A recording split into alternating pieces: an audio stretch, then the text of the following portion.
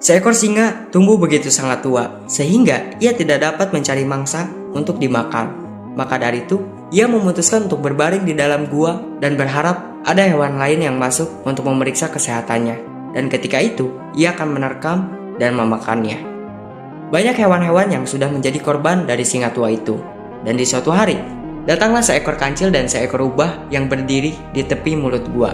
Lalu sang kancil pun bertanya, "Halo, apa kabarmu tuan?" Lalu sang singa pun menjawabnya, "Aku sedang tidak baik-baik saja. Tapi, kenapa kalian tidak masuk?" Lalu sang kancil pun menjawabnya, "Tadinya saya ingin masuk, tapi ketika saya melihat banyak jejak kaki hewan yang masuk, tapi tidak ada satupun jejak kaki hewan yang keluar. Kalau kita berdua masuk, pasti nanti kamu makan kita berdua." Lalu sang singa pun berkata, "Aku tidak akan memakan kalian berdua. Jangan dengarkan kancil sang rubah." Dan lalu sang rubah pun bertanya, "Apakah ada suara lain di dalam gua sana selain dirimu?" Lalu sang singa pun menjawabnya, "Tidak ada hewan lain di dalam sini. Di gua ini hanya ada aku seorang diri." Lalu sang rubah pun berkata kembali, "Aku sedang tidak membicarakan suara hewan lain. Aku sedang membicarakan suara dari perutmu. Kayaknya kamu belum makan seharian. Jangan mengelabuiku. Aku tidak sebodoh itu."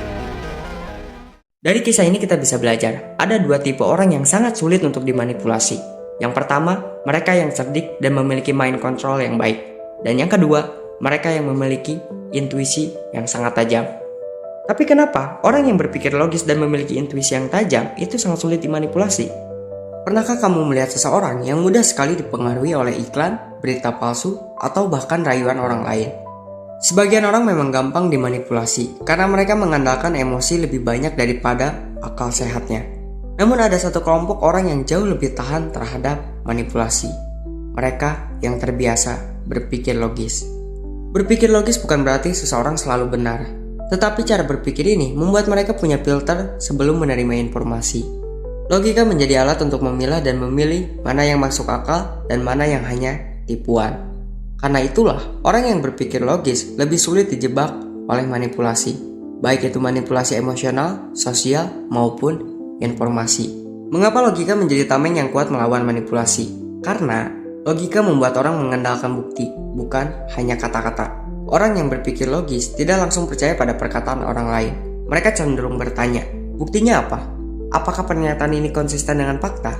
Apakah ada data yang mendukung?" Contoh, ketika seseorang menawarkan investasi dengan janji keuntungan 100% dalam 1 bulan, orang emosional mungkin langsung tergiur karena iming-iming cepat kaya. Namun orang yang berpikir logis akan menimbang, apakah ada sistem ekonomi yang memungkinkan keuntungan sebesar itu tanpa resiko? Karena tidak menemukan bukti nyata, mereka cenderung untuk menolak. Inilah mengapa orang logis jarang terjebak penipuan. Manipulasi sering bekerja lewat kata-kata manis, janji berlebihan, atau cerita yang menyentuh emosi. Tetapi jika kata-kata itu tidak didukung dengan bukti nyata, maka logika segera menolaknya. Manipulasi biasanya bekerja lewat emosi, rasa takut, rasa bersalah, atau bahkan rasa cinta. Penjual bisa memanipulasi lewat rasa takut. Kalau tidak beli sekarang, Anda akan rugi besar. Manipulator sosial bisa bermain di rasa bersalah. Kalau kamu benar-benar teman, kamu pasti mau membantuku. Dan bahkan dalam hubungan, seseorang bisa dimanipulasi dengan cinta. Kalau kamu sayang aku, buktikan dengan nurut apa kataku. Orang yang berpikir logis tetap memiliki emosi, tetapi mereka tidak serta-merta mengambil keputusan hanya berdasarkan emosi. Mereka tahu bahwa rasa takut atau rasa cinta bisa menggamburkan penilaian. Karena itu, mereka menyeimbangkan emosi dengan analisis. Misalnya, ketika ada pesan berantai di media sosial yang menyebarkan berita hoax dengan nada menakutkan, orang logis tidak langsung panik. Mereka langsung memeriksa kebenarannya terlebih dahulu sebelum percaya. Salah satu ciri manipulasi adalah inkonsistensi. Manipulator sering berubah-ubah kata, menyesuaikan ceritanya dengan situasi. Orang logis terbiasa mencari konsistensi. Jika ada cerita yang berbeda-beda tiap kali diceritakan, mereka langsung curiga. Misalnya, seseorang yang berutang memberi alasan berbeda-beda setiap kali ditagih. Seseorang pemimpin yang janjinya selalu berubah tergantung kondisi. Sebuah berita yang faktanya tidak sama di setiap sumber. Orang logis akan berhenti mempercayai sesuatu yang tidak konsisten. Mereka menolak manipulasi karena tahu bahwa kebenaran seharusnya tidak berubah-ubah sesuai kepentingan. Skeptis bukan berarti selalu curiga dan menolak segala hal. Skeptis sehat berarti tidak menerima sesuatu begitu saja tanpa memeriksa kebenarannya. Orang logis terbiasa mempertanyakan, siapa yang diuntungkan dari informasi ini? Apakah ini fakta opini, atau sekedar propaganda. Apakah ada sumber independen yang bisa mengkonfirmasi?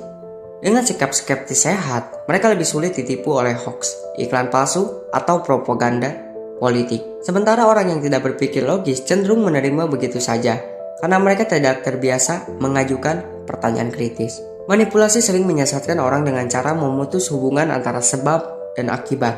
Misalnya, kalau pakai produk ini, hidupmu akan bahagia. Padahal, kebahagiaan tidak semata-mata datang dari produk. Kalau kamu tidak ikut aku, kamu akan sengsara.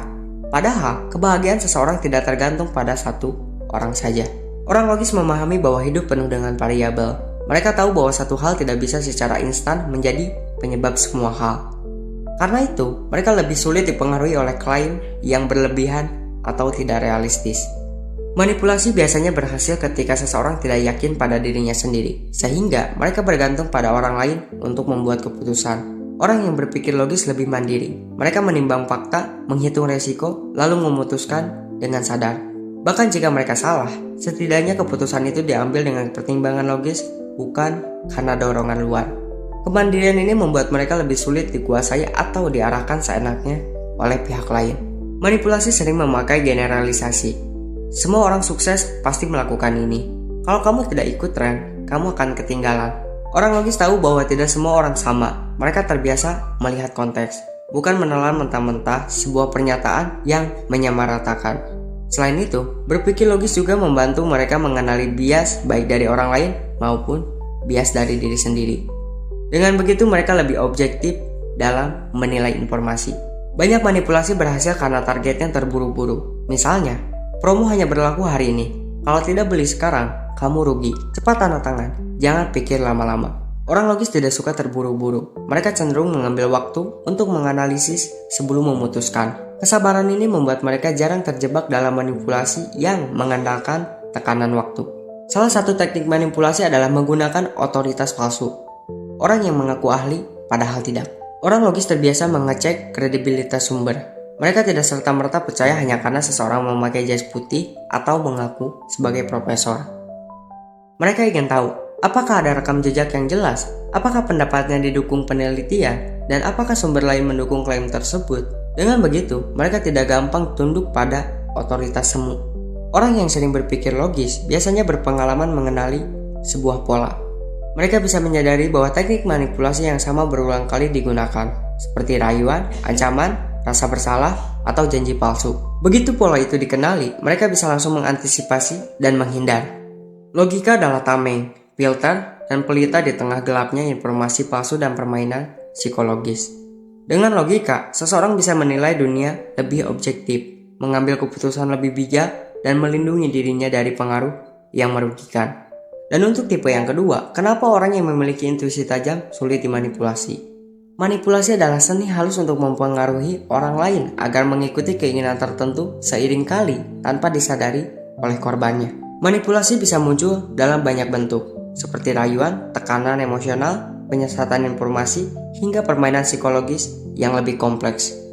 Banyak orang jatuh dalam jebakan manipulasi karena mereka tidak cukup waspada atau terlalu mudah percaya. Namun untuk tipe yang kedua, ini cenderung lebih sulit dimanipulasi. Ya, mereka yang memiliki intuisi yang tajam. Intuisi sering disebut sebagai perasaan batin atau insting yang muncul tanpa analisis panjang, seolah-olah pikiran bawah sadar memberi sinyal bahwa ada sesuatu yang tidak beres. Mengapa intuisi tajam menjadi pelindung alami dari manipulasi? Karena banyak manipulasi terjadi bukan lewat kata-kata, tetapi lewat bahasa tubuh, ekspresi wajah, atau nada suara. Orang dengan intuisi tajam punya kepekaan tinggi terhadap sinyal nonverbal ini. Mereka bisa menangkap getaran kecil seperti senyum yang terasa dipaksakan, nada suara yang tidak konsisten dengan isi ucapan, tatapan mata yang gelisah saat berbohong. Kemampuan ini membuat mereka lebih cepat menyadari apa yang aneh dalam interaksi. Walaupun tidak selalu menjelaskan alasannya secara logis, mereka tahu bahwa kata-kata lawan bicara tidak selaras dengan energi atau ekspresinya. Ada orang yang hanya melihat dari permukaan, namun orang dengan intuisi tajam mampu merasakan suasana di balik permukaan. Contohnya, saat masuk ke dalam sebuah ruangan, mereka bisa langsung merasakan apakah suasana di sana nyaman atau penuh ketegangan. Ketika berbicara dengan seseorang, mereka bisa menangkap getaran ketulusan atau justru kepura-puraan. Karena itu, ketika ada seseorang yang mencoba memanipulasi dengan pura-pura ramah atau terlalu manis, intuisi mereka memberi tanda bahwa ada maksud tersembunyi. Inilah yang membuat mereka jarang terjebak dalam permainan orang lain. Manipulator sering pandai berkata-kata, tetapi tindakannya tidak selaras dengan ucapannya. Orang dengan intuisi tajam cepat menangkap ketidaksesuaian ini. Misalnya, seseorang berkata ingin menolong, tetapi gestur tubuhnya menunjukkan kegelisahan. Seseorang menjanjikan kejujuran, tetapi matanya selalu menghindar saat berbicara.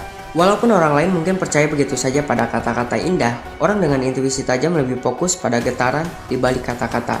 Mereka tahu bahwa sesuatu tidak cocok, sehingga mereka lebih memilih untuk waspada. Manipulator biasanya fokus pada tujuan jangka pendek. Bagaimana cara agar target segera menuruti kemauan mereka? Justru, orang dengan intuisi tajam peka pada pola jangka panjang. Mereka bisa merasakan bahwa tindakan seseorang saat ini punya potensi membentuk pola manipulasi di masa depan. Misalnya, seseorang yang awalnya sering meminta bantuan kecil, tetapi intuisi sudah memberi sinyal bahwa lama-lama ini akan menjadi eksploitasi besar. Dengan kesadaran ini, mereka bisa menghentikan manipulasi sebelum berkembang lebih jauh. Pada dasarnya, manipulasi berhasil ketika seseorang ragu pada dirinya sendiri atau kehilangan arah. Orang dengan intuisi tajam biasanya lebih selaras dengan dirinya. Mereka mengenal nilai, batasan, dan prinsip hidup yang mereka pegang. Ketika ada yang mencoba memanipulasi, intuisi segera memberi tanda bahwa sesuatu bertentangan dengan nilai pribadi. Hal ini membuat mereka lebih teguh dan sulit dipengaruhi oleh tekanan eksternal. Intuisi tajam adalah pelindung alami dari manipulasi. Ia bekerja sebagai alarm batin, radar bahaya, dan penuntun keputusan yang tidak selalu dijelaskan dengan logika. Bukan berarti orang yang berpikir logis dan berintuisi tajam selalu benar atau kebal tipu daya dan manipulasi. Mereka tetap bisa salah, tetapi peluangnya jauh lebih kecil. Kombinasi antara orang yang berpikir logis dan memiliki intuisi yang tajam membuat mereka lebih waspada dan lebih sulit dikendalikan oleh orang yang manipulator.